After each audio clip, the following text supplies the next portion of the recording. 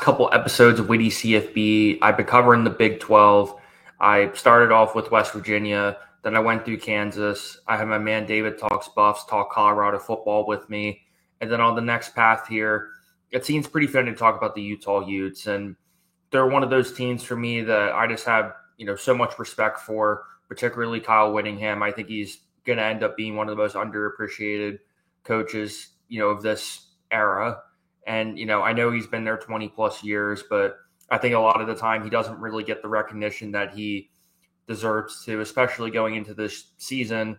There were a lot of question marks in terms of whether he would be back for another season or whether they would turn over the reins to Morgan Scaley, who they already announced is going to be the next head coach whenever Whittingham decides to retire. But with that said, the past two seasons for Utah have been pretty disappointing, all things considered, particularly last season, because we went into it thinking that Cam Rising's injuries were all resolved, but obviously it didn't turn out that way. And then they really didn't have any quarterback to speak of. Unfortunately, Isaac Wilson and Brandon Rose were just simply not the answers for him. The offensive production was just anemic all around. The offensive line did the best they could, but ultimately there were just not enough playmakers on that roster, combined with the lack of quarterback play.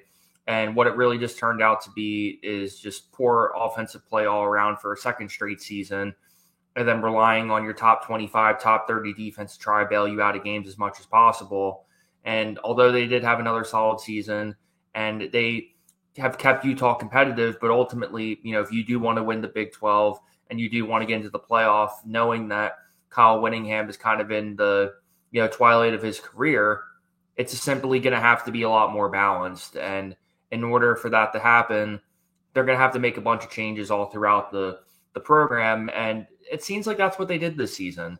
All things considered, when I sit down and I look at this Utah roster, there's a lot of production for the most part that really isn't coming back for a number of different reasons. As I look at the roster, I sit there and say, well, at least in the quarterback room, there's not going to be anyone coming back really.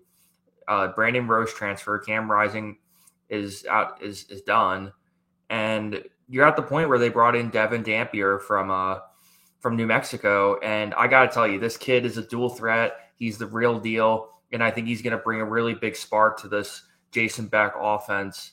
And he's one of those guys where you watch on film, and he's just, man, he's exciting. For anybody who didn't watch Bronco Mendenhall and the New Mexico Lobos last year, anybody who's a Utah fan, definitely take 5 minutes and watch some of his film. I'm telling you, he's definitely going to be a difference maker. He's a bright kid, really strong football IQ, and I think Utah can be really creative when it comes to some of their offensive play this year, and I'm definitely kind of fascinated to see where that goes. Now, granted, you do have some question marks, of course. I will say, outside of Devin Dampier, you do have Wayshawn Parker and Nakari Rogers, who are going to be transfers, who I do think will be a really big positive impact for this team as well. And, since you have the dual threat, I'm going to imagine, too, that they're going to be utilizing that speed, particularly on the outside, because unfortunately under Andy Ludwig, the offense was just way too one-dimensional, and it just got to a point where they had to do something. And granted, too, it's not all on the coaching staff, too. I mean, obviously, they're going to have to take the blame and everything. But at the same time, too, you struggle with it because although the quarterback play simply wasn't there, too, the wide receiver room was definitely a little bit lackluster, too. I mean, they're just simply guys that there wasn't really a number one obvious receiver.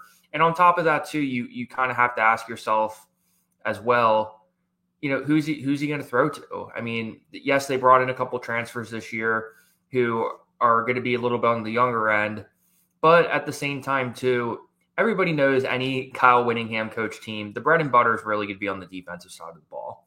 But the last note I want to add, at least offensively speaking, is that the majority of their production, at least on the offensive line, is going to be there. The majority of them are going to be juniors and seniors who've had 200 plus snaps from last season.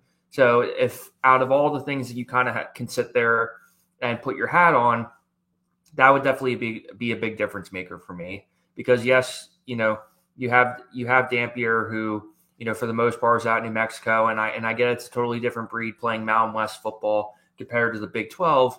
But at the same time, too, I do think he is a real difference maker, a real dual threat guy, and somebody that I would imagine can enlighten some creativity, some spark, and just quite frankly, a guy that can be a legitimate difference maker because they need that on this team desperately. And then when I look on the defensive side of the ball, we all know that's what their strength is, right? But at the same time, too, they've definitely lost some production in a number of areas. I would definitely say, at least in terms of kind of a question mark, in my opinion, I got to look at that cornerback room and be a little bit concerned. I mean, obviously, Calhoun, he transferred to Alabama. Another top guy. He came and as a senior, and they brought in 3 transfers who are going to help out in terms of the roster depth battle and everything. But at the same time, too, you have to kind of wonder a little bit too, because for the most part, too, the defensive line and the linebacker room, a lot of them were definitely veterans from last year. Because if you look at their 2024 return compared to their 23 going into the 24 return, at least 70% of the team were returning. So that was kind of why it was such a big deal for them to really perform last season, because on top of having a little bit more of a generous schedule, you also sat there and said, hey, a lot of those leaders that you have, particularly on the defensive side of the ball, are returning. Everybody kind of thought Cam Rising was going to be ready to really take that next step, and especially in a Big 12 that I say this narrative over and over and again on this show, but I really do mean it. Just how wide open it is in general. And I think that narrative really is somewhat similar to this season too. Now, granted, obviously we have some favorites, obviously Arizona and Colorado, but at the same time too, you have to sit there and look at maybe some other wild cards. We got a BYU who's going to be getting a lot better. You have to sit there and wonder about Kansas and Kansas State. Are they going to have any attention? And when I sit there and I look at this recruiting class and I look at their schedule overall, I mean, number 38 overall is roughly exactly where they've always been. Top 5 in the Big 12. So none of that's really changed on that front. I mean, the one thing that you always have to give Utah credit for is their culture is so consistent. They have a really disciplined area, really all around too. And the one thing I've always kind of admired about really all Utah sports, this can extend even to BYU, but just how important it is for them to make sure that whoever is really going to be stepping into this program has a connection, has an affiliation to the school. And especially when you're recruiting at a place that, like Utah, it definitely sets them apart in that way. And that's definitely someone who's never traveled to Utah, something that I really admire from afar. But as I look at this Utah schedule, I have to say that this home schedule that they have is going to be really fun as a fan, because again, the obvious battle is going to be the holy war against BYU, which was an amazing game last year. Hopefully it doesn't end on any sort of controversy, made up or not, right? But at the same time too, you also have them play Colorado, which I think especially this season, it can be a little bit closer compared to last year too. So we'll have to see whether or not that ends up becoming a real sort of rivalry or anything like that too. But as I look at this Utah schedule, I know a couple things stand out for me here. I know, for example, that especially within the Big 12, you're just simply going to be traveling a lot more, and they're going to have to do a little bit more of that this year. I mean, you're going to have West Virginia on the schedule this year. Baylor, okay, so they're going to be going to Baylor. They're going to be going to Kansas. They are playing Kansas State. You do avoid Oklahoma State, who I think is going to make a big resurgence this year. And on top of that, too, another game that I'm really intrigued about, I got to wonder, Utah versus Texas Tech. If Texas Tech doesn't play an ounce of defense like they have in the past 3 seasons, and then you have a Utah team that struggles offensively. I think that could be a really intriguing battle too, because if anybody who is familiar with Jason Beck and his approach to things, they are not too keen on, really passing the ball too much. Usually it's a pretty tempo based, run heavy, sort of aggressive RPO kind of style. And I'm definitely intrigued to see how that kind of translates for this program as you kind of sit there and they re-explore their offensive identity. But moving forward too, you have to sit there and say, you know what, for the most part, the Big 12 is always going to have a little bit of a wild card in terms of their scheduling too. So you always have to kind of put that in there. The traveling isn't too awful. I mean, granted, you're towards the end of the year, I think it's get up a little bit more when you play the Baylors of the world and the Kansases as well. But you're going to have a lot of really strong matchups. I talked about Colorado. I talked about BYU.